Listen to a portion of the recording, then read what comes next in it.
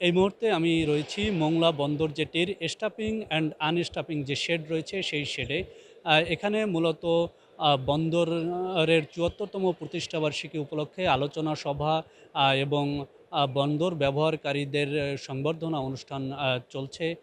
আপনারা জানেন ১৯৫০ সালের এই দিনে খুলনার চালনা নামক স্থানে মোংলা বন্দর প্রতিষ্ঠিত হয় এবং প্রতি বছরই এই দিনটিকে অনেক আড়ম্বরপূর্ণভাবে মোংলা বন্দর কর্তৃপক্ষ পালন করে থাকে। এবছরও এর ব্যতিক্রম নয়। সকাল 9:45টায় একটি শোভাযাত্রার মধ্য দিয়ে আসলে মোংলা বন্দর প্রতিষ্ঠাবার্ষিকীর যে কার্যক্রম সেই কার্যক্রম শুরু হয়েছে।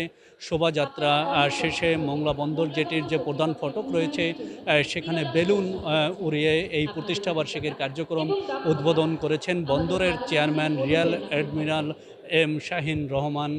তিনি আমাদেরকে জানিয়েছেন যে বন্দরের উন্নয়নে নানা পরিকল্পনা কিন্তু নেওয়া হয়েছে। অন্যদিকে প্রতিনিয়তই মোংলা বন্দরের ব্যস্ততা বাড়ছে।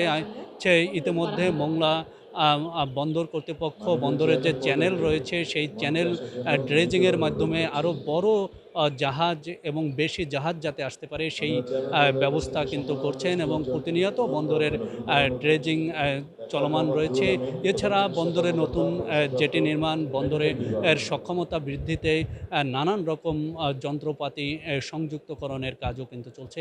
আজকের অনুষ্ঠান সম্পর্কে যদি আমরা আপনাদেরকে বলি, এই দিনটি উপলক্ষে গতকাল রাতেই মোংলা বন্দর কর্তৃপক্ষের যেসব স্থাপনা রয়েছে সেখানে আলোকসজ্জা করা হয়েছে এবং রাত 12টায় এখানে অবস্থানরত সকল জাহাজে বিরতিহীনভাবে ১ মিনিট সাইরেন বাজানো হয়েছে এবং মোংলা বন্দরের সকল স্থাপনাকে সাজানো হয়েছে এবং আজকে এখানে যে সংবর্ধনা অনুষ্ঠান হচ্ছে এই অনুষ্ঠান শেষে দুপুরে মধ্যাহ্ন ভোজের মধ্য দিয়ে মোংলা বন্দরের এই প্রতিষ্ঠাবার্ষিকীর কার্যক্রম শেষ হবে বলে আমাদেরকে জানিয়েছেন মোংলা বন্দর কর্তৃপক্ষ।